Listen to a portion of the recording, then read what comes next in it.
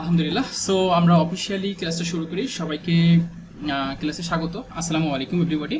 আজকে আমাদের তৃতীয় ক্লাসে আজকে আমরা গত সেকেন্ড ক্লাসে ইন্টারনেট ইস্যু অথবা কোনো একটা কারেন্ট চলে গিয়েছিল, এই কারণে আমরা গুগল ড্রাইভের মাঝপথ থেকে ওখানে আমরা ব্রেক দিয়েছিলাম। অ্যাকচুয়ালি আমরা আপনাদেরকে প্রথমে 2 মিনিট একটা বিষয় অবগত করি। আশা করছি আপনাদের এই বিষয়টা জানলে ভালো লাগবে।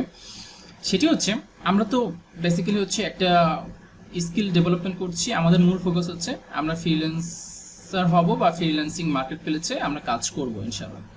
তো আপনাদেরকে আমি একটু বলে রাখি, পৃথিবীর আর কোনো পেশা আমি কখনো খুঁজে পাইনি যেটা অ্যাট এ টাইম আমি 2টা পেশা একসঙ্গে করতে পারছি। এটা আমি কখনোই খুঁজে পাইনি। যেমন ধরেন, আমি যদি চাকরিতে জয়েন করি, যদি সেটা আমার 9টা 5টা এবং অনেক ফ্লেক্সিবিলিটি থাকে, তবুও আমার অফিসের সাথে এনগেজ থাকতে হয় বা আমার কলিগদের সাথে এনগেজ থাকতে হয়। যদি সেখানে আমার অনেক বেশি প্রেশার নাও থাকে, আমি চাইলেও অন্য একটা অ্যাঙ্গেলে বা অন্য কোনো সার্ভিসে আমি চাইলে করতে পারবো না। কিন্তু ফ্রিল্যান্সিং এমন একটা পেশা, ধরেন আমি আপনাকে সিম্পলি চিন্তা করেন যে আপনার একটা ব্যবসা রয়েছে। কি উদাহরণ দিই, যেমন ধরেন আপনার একটা রেস্টুরেন্ট ব্যবসা রয়েছে। তো আপনি রেস্টুরেন্ট ব্যবসার পাশাপাশি একটু কম্পিউটার নিয়ে বসে আপনার এই ছোটো ছোটো স্কিলগুলো শিখে আপনি কাজ করতে পারবেন। মানে আপনি সমান্তরালভাবে কাজ করতে পারবেন। বা আপনার ধরেন মাছ চাষের একটা পুকুর আছে, বা ঘের বলে অনেকে, এই মাছ চাষের পুকুর রয়েছে, আপনি সেটাও করছেন, আবার রাতের দিকে এই কাজটা করতে পারছেন। তো ফ্রিল্যান্সিং এমন একটি পেশা, যে পেশাটা আমি খুবই অদ্ভুত লাগে, যে পৃথিবীতে একমাত্র ফ্রিল্যান্সিং যে আমি আমার অন্য কাজের পাশাপাশি আমি শখ করে হোক, প্রফেশনাল হোক, এই কাজটা করতে পারি। সো এখনও মার্কেট প্লেসে আমি খুব উপলব্ধি করছি যে আমাদেরকে অনেক বেশি টেকনিক্যাল নলেজ বা অনেক রকেট সায়েন্স স্টাডি না করেও আমরা খুব ইজিলি কিছু কাজ পেতে পারি। এবং এটা দিয়ে আমার কাছে আমি যেটা উপলব্ধি করেছি যে অসম্ভব রকম সম্ভব যে আমার ফ্যামিলি সাপোর্ট দেওয়া। সো একমাত্র কাজ যেটা আপনি, একটা মেয়ে যদি কাঁথা সেলাই করতে পছন্দ করে তার পাশাপাশি করতে পারে, একটা মেয়ে যদি রান্নাবান্না করে তার পাশাপাশি ফ্রিল্যান্সিং করতে পারে। সো ফ্রিল্যান্সিং এমন একটা পেশা যেটার সাথে আমি অন্য কাউকে কখনো করতে পারি না, যে এটা কতটা আমাদের ফ্লেক্সিবিলিটি, কতটা আমাদের সহজবোধতা এনে দিয়েছে। এবং আপনার দেখেন সিকিউরিটি পারপাস বা অন্য সব জায়গা থেকেই অনেক বেশি, যে আপনি ঘরে বসে কাজ করতে পারছেন। সো এটা আমার কাছে একটা অদ্ভুত একটা ম্যাজিক মনে হয় অ্যাকচুয়ালি। তো যাই হোক, আমরা ক্লাসে ফিরি।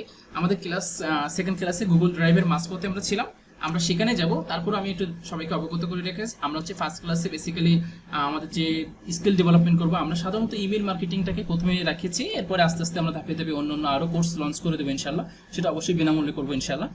সো আমাদের ফার্স্ট ক্লাস ছিল বেসিক্যালি আমাদের যে ফ্রিল্যান্সিং হবো বা ফ্রিল্যান্সিং রিলেটেড যে জবগুলো আমরা করবো সেইগুলো কোথায় পাবো। এই জন্য আমরা ফাইবার, আপওয়ার্ক বা কাছাকাছি আরও কিছু প্ল্যাটফর্ম ছিল, যেমন লিঙ্কডইন, internship.com, এই জায়গাগুলোতে আমরা একটু ঘুরে দেখছিলাম যে আমরা যে কী কাজগুলো করবো সেই কাজগুলো আসলে বাজারে অ্যাভেলেবল আছে কিনা, বা আমরা যে 1 মাস শোরুম দিচ্ছি, কষ্ট করছি, অনেকে স্বপ্ন আশা নিয়ে আসছি, আসলে আমরা কিছুটা এখান থেকে সাপোর্ট পাবো কিনা।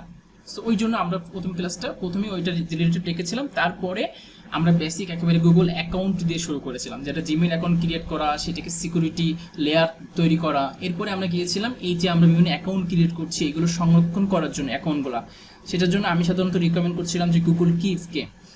আচ্ছা, গুগল কিপ আমরা মোটামুটি শেখার পরে তারপরে আমরা গুগল ড্রাইভে সুইচ করেছিলাম। গুগল ড্রাইভে এসে আমরা সাধারণত দেখছিলাম যে একটা সিবি, আমি যেটা ডিআইডি একটা আউটলাইন আপলোড করেছিলাম, তারপরে আমি বলছিলাম যে এটা কীভাবে শেয়ার করতে হবে। তো আমরা সেই জায়গা থেকে আজকে শুরু করব। আপনারা যদি আমার স্ক্রিন দেখতে পান, তবে আমি প্রথমেই পরিচিত একটি ব্রাউজারে আমি চলে গেলাম। যাওয়ার পরে আমি এখান থেকে এই যে দেখেন, আবারও বলছি যে আমাদের রাইট হ্যান্ড রয়েছে, তার টপ উপরে এই যে ডট ডট করে যেগুলো রয়েছে, এগুলোকে গুগল অ্যাপস বলা হয়। সো আমরা এই অ্যাপ্লিকেশনে ক্লিক করার পরে আমার এখান থেকে অনেকগুলো গুগল অ্যাপ্লিকেশন দেখাবে। তো আমার এখন গুগল ড্রাইভ যেটা অ্যাপ্লিকেশনটি রয়েছে, আমি সেই অ্যাপ্লিকেশনটির উপরে ক্লিক করে ফেললাম। আশা করছি এই পর্যন্ত কারো সমস্যা হবে না।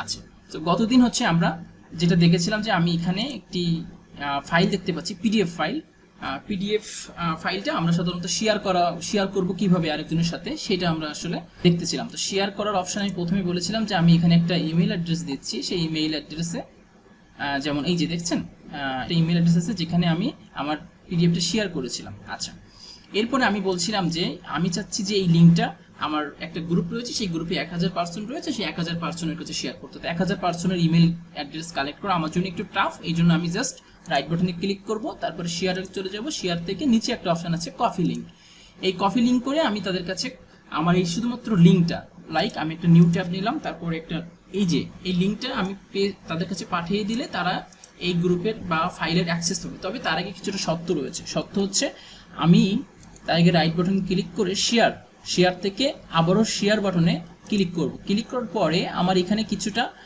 জেনারেল অ্যাক্সেস রয়েছে, আপনারা দেখতে পাচ্ছেন আশা করছি। আমি এটা মার্ক করে দিলাম, জেনারেল অ্যাক্সেস রয়েছে। এই জেনারেল অ্যাক্সেস থেকে এখান থেকে কিন্তু খুব সুন্দর করে বুঝতে হবে, এখানে কোনোভাবেই আমাদের মানে গিট্টু লাগানো যাবে না, প্যাচ লাগানো যাবে না।